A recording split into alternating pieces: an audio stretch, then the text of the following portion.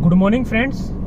और मैंने अपनी टाटा टियागो में सीएनजी लगवाए हुए 6 महीने पूरे हो गए हैं और 12,000 किलोमीटर गाड़ी चल चुकी है।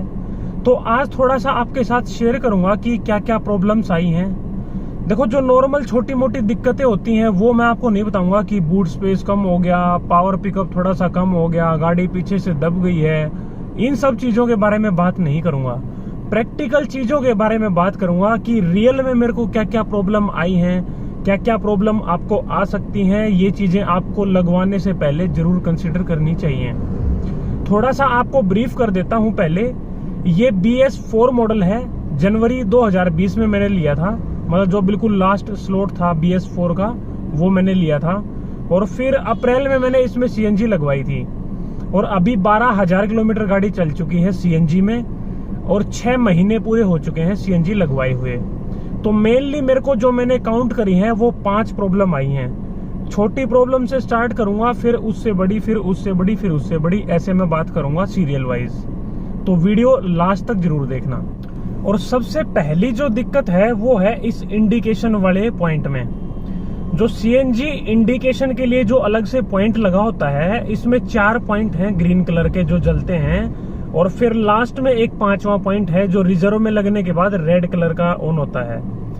तो होता क्या है कि जैसे चारों पॉइंट ऑन होते हैं, फिर 3 हो जाते हैं, फिर 2 हो जाते हैं। लेकिन जब सेकंड लास्ट वाला पॉइंट खत्म होता है तो जो लास्ट वाला जो ग्रीन सिग्नल ऑन होना चाहिए वो ऑन नहीं होता, वो भी ऑफ हो जाता है साथ में। लेकिन अच्छी बात क्या है कि रिजर्व वाला जब ऑन होता है तो रेड सिग्नल आ जाता है। तो मेरे को पता लग जाता है कि अगर कोई भी पॉइंट ऑन नहीं है तो इसका मतलब मेरा लास्ट वाला पॉइंट चल रहा है। उन्होंने कहा था कि चेंज करके दे देंगे इस पॉइंट को, आ जाना कभी। तो मैं स्पेशल तो गया नहीं हूँ और मेरे को कोई खास नीड लगी भी नहीं, क्योंकि जो बटन होता है ना शिफ्ट करने के लिए पेट्रोल में या गैस में, वो बिल्कुल बढ़िया से काम कर रहा है। और दूसरी जो दिक्कत है वो है MID में। MID में दिक्कत क्या है कि जो एवरेज शो करता है ना, या डिस्टेंस टू एम्प्टी शो करता है, वो गड़बड़ है। बाकी सारी चीज ठीक है, ट्रिप बढ़िया शो करता है और जो ओडोमीटर है वो भी सही है। बाकी सारी चीजें ठीक हैं। जो एवरेज है ना, एवरेज बिगड़ गई है। CNG में तो आपको पता है एवरेज 27, 28, 30 के आसपास आती है। लेकिन मोस्टली जो मेरे को इसमें एवरेज शो होती है ना वो 14, 15, 16 इसके आसपास होती है। मतलब 16 की एवरेज अगर इसमें शो कर रहा है तो मैं ये मान के चलता हूँ कि 30 के आसपास की एवरेज मेरी निकल रही है। तो छोटी सी प्रॉब्लम ये है। तो ये तो कोई खास प्रॉब्लम है नहीं। तीसरी, चौथी और 5वीं ये है मेन प्रॉब्लम। तीसरी प्रॉब्लम क्या है कि जैसे ही मैं गाड़ी सुबह ऑन करता हूं ना, या मान लो पूरा दिन खड़ी रही, शाम को ऑन करी या 5-6 घंटे खड़ी रही, तो गाड़ी जैसे ही पेट्रोल से स्टार्ट तो पेट्रोल में होती है, फिर जैसे ही पेट्रोल से CNG में शिफ्ट करेगी तो या तो बंद हो जाएगी, या अगर कम टाइम खड़ी रही है ना, मान लो 4-5 घंटे खड़ी रही है, तो बंद नहीं होएगी लेकिन थोड़े थोड़े झटके मारने लग जाएगी। तो अगर आप चलाओगे ना तो जर्क की प्रॉब्लम फील होती है। तो फिर मेरे को क्या करना पड़ता है कि पेट्रोल में शिफ्ट करके और 1-2 मिनट पेट्रोल में चलाना पड़ता है। हालांकि 200-400 मीटर ही चलता हूं, फिर बढ़िया चलती है, कोई दिक्कत नहीं है। लेकिन बस दिक्कत यही है कि बार बार मेरे को फिर पेट्रोल में शिफ्ट करना पड़ता है। वो शायद से टेम्परेचर का इशू है। मैंने जब CNG लगवाई उस टाइम ये इशू नहीं था, क्योंकि उस टाइम गर्मी का मौसम था। तो उस हिसाब से उन्होंने इसका टेम्परेचर सेट किया हुआ था। तो उन्होंने मेरे को पहले ही बोला था कि जैसे ही सर्दियां शुरू होंगी या सर्दियों में ये आपको टेम्परेचर बढ़वाना पड़ेगा, ताकि गाड़ी ऑटोमेटिकली थोड़ी सी पेट्रोल में रन करे और ये दिक्कत ना आए। और चौथी जो प्रॉब्लम है वो है, एक बार चेक इंजन लाइट आ गई थी। एक बार नहीं, एक्चुअली तो 2 बार आई थी। बताता हूँ आपको। वैसे मैंने एक वीडियो में बताया था, अगर आपने देखी हो तो।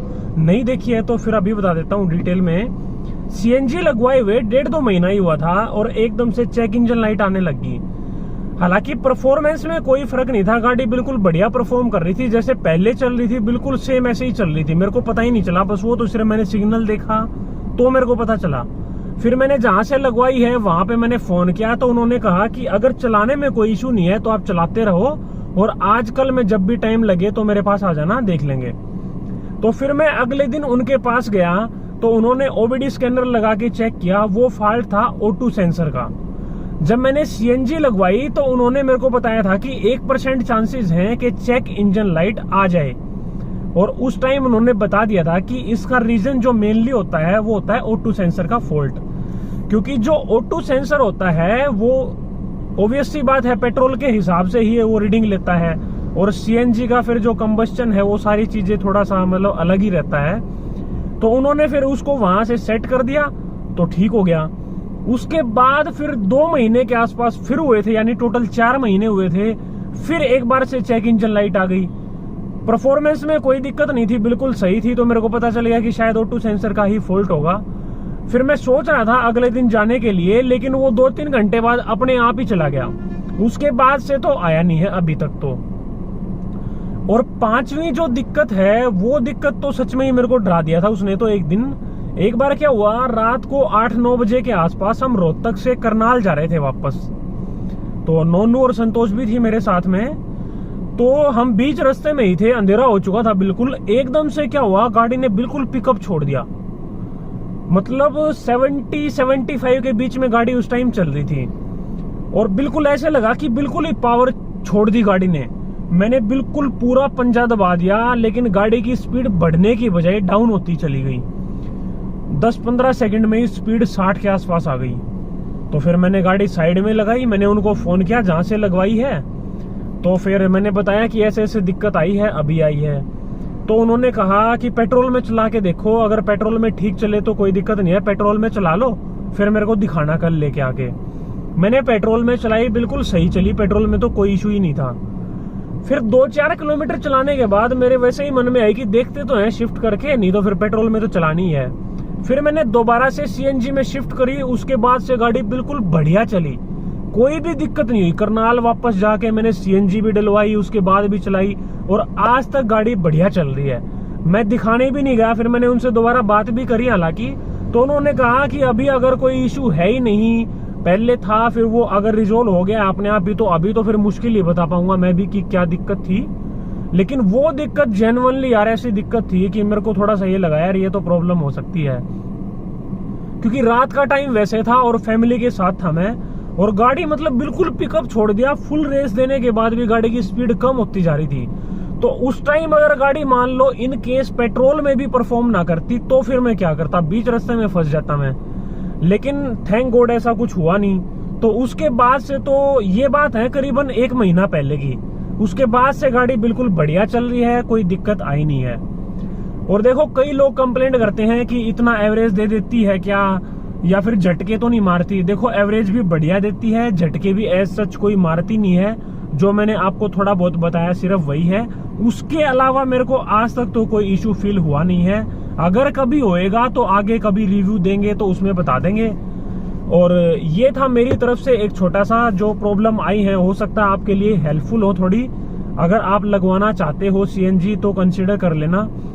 लेकिन देखो एक चीज जो कंक्लूजन आपने भी निकाला होगा वो ये है कि CNG लगवाओ तो अपने आसपास से लगवाओ, क्योंकि 2-3 बार मैं कम से कम जा चुका हूं। हालांकि मेरी गाड़ी में एज सच कोई मेजर प्रॉब्लम अभी तक आई नहीं है, नहीं तो लोगों की गाड़ियों में पता नहीं क्या क्या प्रॉब्लम आती हैं। और खुद जैसे हमारे ग्रुप्स में भी डिस्कशन चलता है या वैसे भी बात होती रहती है। तो इसलिए मैं एक सजेशन सबको देता हूं कि अच्छे सेंटर से लगवाओ, और कोशिश हो तो पास वाले सेंटर से लगवाओ, क्योंकि आपको डेफिनेटली सेंटर के चक्कर काटने पड़ेंगे। तो ये था मेरी तरफ से आज की इस वीडियो में। अगर अच्छी लगी हो तो लाइक कर देना, चैनल को सब्सक्राइब करके रख लेना ताकि आने वाली वीडियोस का आपको पता लगता रहे। आज के लिए इतना ही, बाय बाय।